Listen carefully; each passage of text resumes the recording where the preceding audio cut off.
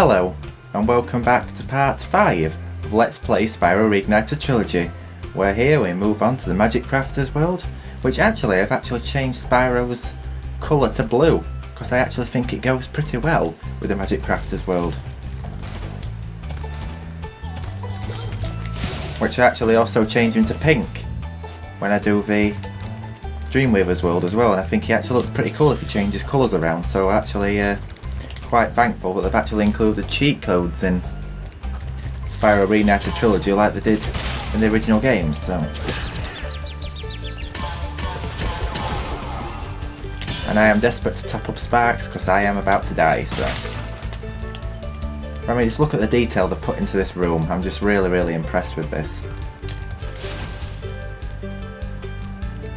I knew I'd be impressed with Magic Crafters World because, of course, as I've said before, it is my favourite Homeworld. Welcome to Magic Crafters.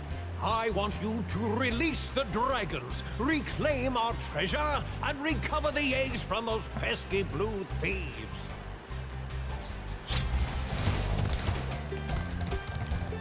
Wait, just look at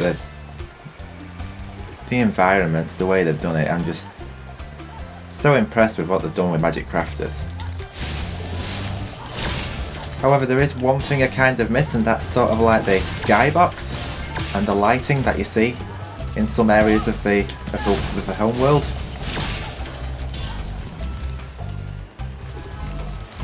And there's also something else interesting you may see when we do Icy Flight. Not Icy Flight, I'm mixing my levels up again, and I nearly entered Alpine Ridge by mistake there, which had not been too good at all. Crystal Flight, which you will see in a minute, so they've actually changed a couple of things around there as well.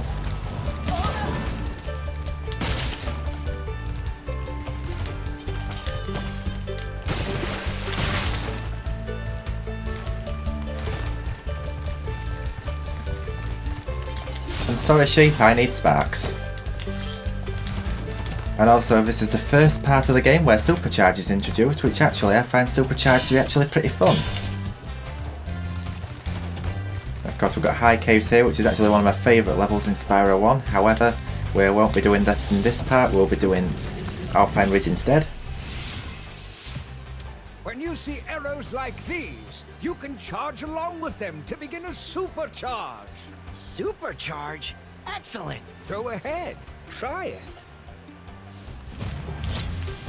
And I also really love the dragon designs in this level as well. So here we go, this is the first time for Supercharge. And also that platform here, I think somebody mentioned it before, it could have been Luke, I think it's Luke RF44, that this platform actually comes out now, which it didn't used to do before.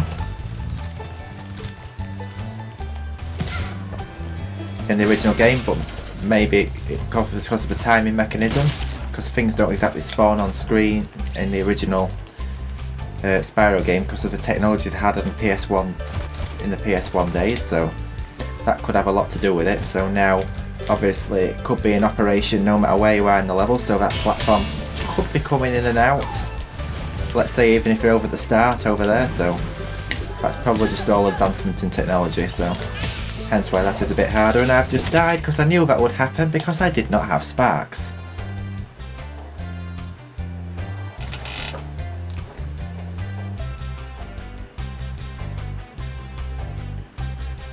However, I still have my key, which kind of reminds me of Crash, where if you die you still have your gem. So I just kill off these enemies here, which should get me the last few gems, if I am not mistaken. And this wizard had already got before, so that should be that area cleared out.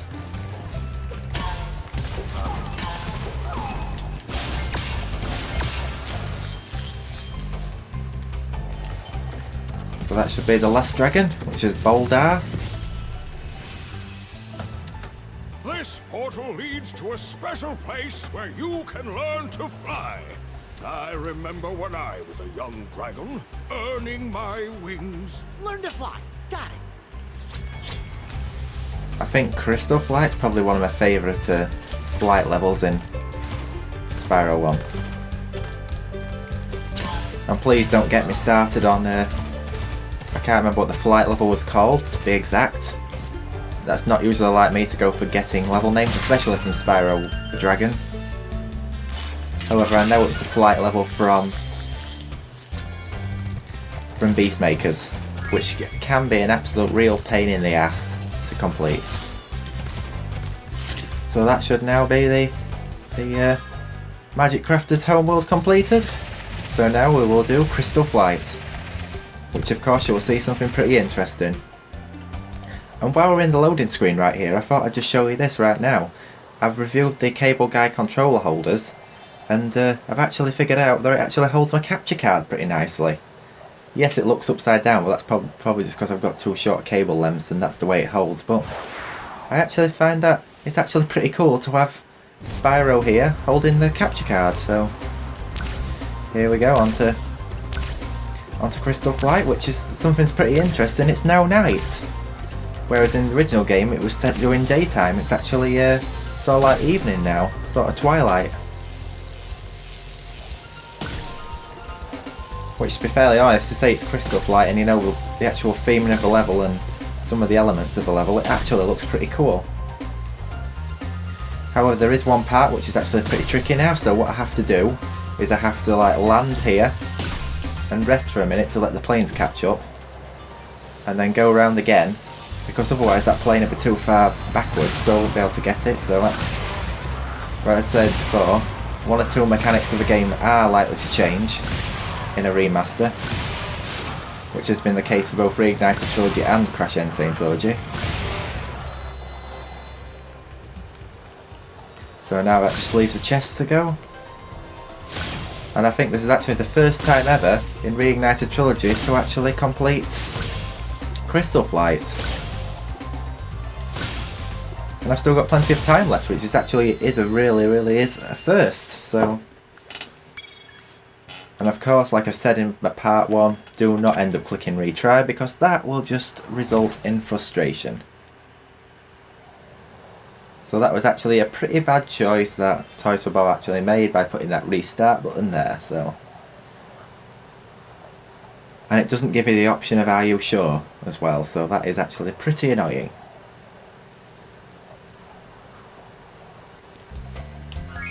So there we go, that was Crystal Flight.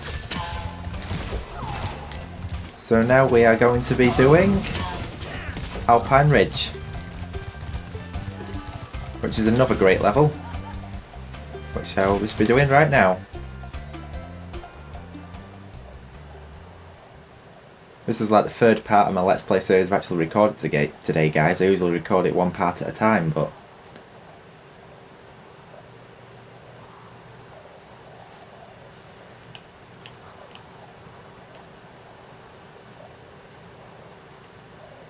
I've actually managed to do 3 parts, and I think I'm going to do 4, and I might even do an Insane Trilogy part yet, I don't know.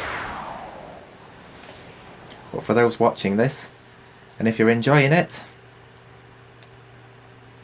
I'm glad you are, because I'm actually enjoying doing this Let's Play series myself. And I can't wait to do a Let's Play on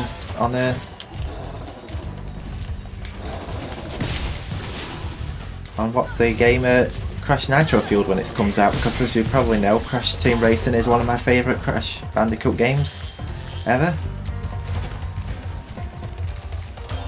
So hopefully maybe some of you guys out of my small community, if you're watching this, or out of our small community, who likes like Spyro and watch each other's videos and get all this community involvement, hopefully I might be able to have a race for you guys on Reignited Trilogy when it comes out, which would be actually pretty awesome.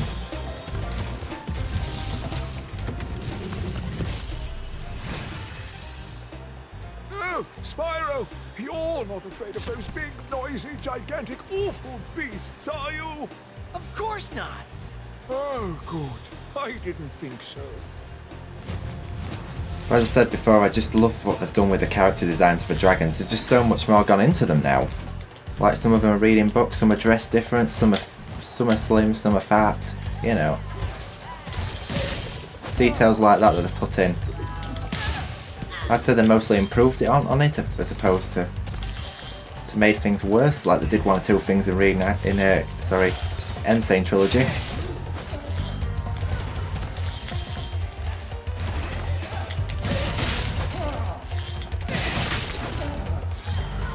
And they seem to have actually bumped the difficulty up a little bit. So I'm actually loving this blue Spyro, and I think it goes especially well with the sunglasses as well, which is actually pretty interesting.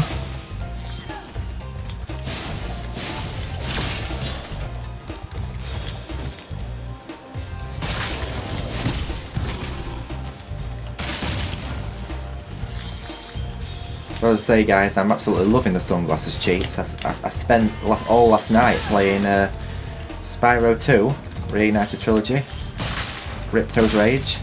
I think I've 100%ed the first Homeworld, which is Summer Forest. And I did it in sunglasses, so I had a pretty fun night there. I think I've spent about an hour and a half fully completing Summer Forest, which is not bad because it certainly was not a speed run. It was actually more of a... And this is something interesting here. You'll see how the boxes actually bounce. And the gems as well, which is quite a nice touch.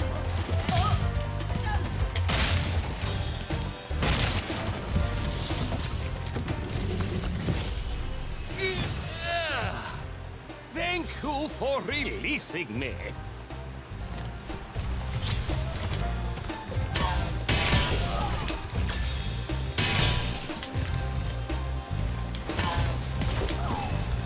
Well, I say I found out about the sunglasses cheat the other night on Facebook, because I was actually looking for the sunglasses cheat. Actually, like literally every 15 minutes I was actually going and looking for the sunglasses cheat, because I just wanted to find out what it is. And it turned out to be something really, really simple, just pretty much mashing the exact same buttons over and over again. So I thought it would be something really complicated, like a complex combination of buttons, but it actually wasn't. So that's actually, I'd say, the hardest cheats is actually changing the colour. Well, hardest to remember cheats, because I'm actually pretty good at remembering passwords, which is actually something a lot of people aren't. So anyway, back to the story. Other day, went on Facebook, see, I was about to go to the Spyro Dragon fan club, and lo and behold, I actually found that Noel McDavid, who was one of my friends who I've actually put to see first on my newest feed as a favourite. I'll just rescue his dragon first and I'll tell you the rest. Great work, Spyro. If you keep this up, you'll learn all the tricks of the Magic Crafter's world. But as I was saying, I went on Facebook, about to go to the Spyro Dragon fan club, and found that Noel had actually published the cheat and how to do it, and posted a nice pose of Spyro in Fireworks Factory with the sunglasses. Remember that these blue thieves have stolen eggs outside the Magic Crafter's world as well. Don't worry, I'll take care of them. So I saw that she'd put on this, like, published a cheat. I can't exactly say who did it. Apparently it was a Twitter user. So unfortunately I can't give credit to that guy, but if I find out who it is, I will exactly put it in the video description, so don't worry, you're not going to not get credited for this because you actually found it. But as I say, she put the code on along with the picture, and they were like, yes, it's been found, yes. So first thing I did, I went straight on to Spyro Reignited Trilogy, played a bit of Spyro 2 and a bit of Spyro 1, just played some random levels with sunglasses and had a really good time. Because I think Spyro actually looks pretty good with sunglasses on. Now this is of course one of the harder egg thieves to find, because they've actually made the egg thieves even harder to catch in Reignited Trilogy, which is just typical. If I can ever catch him, that is. Because he is actually a pain in the ass to catch now. Yes. I say once I must have spent about 10 laps actually trying to catch this particular egg thief, so.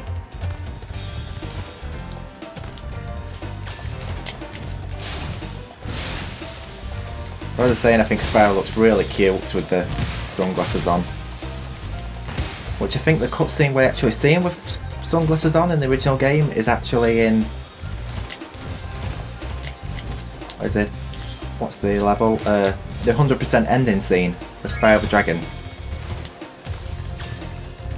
And I always thought it actually looks pretty cute with the sunglasses on, so that is now Alpine Ridge 100% completed like I just expected, so that is that. So now we will do High Caves, Wizard's Peak and Blowhard in part 6, guys. So, and gals of course, because I know I've got female audience viewers as well, who I of course very much respect, so I'm very thankful that you are all watching this, and I really do hope that you're going to have a great day and look forward to part 6. So, thank you so much for watching. I'll catch you all in the next one.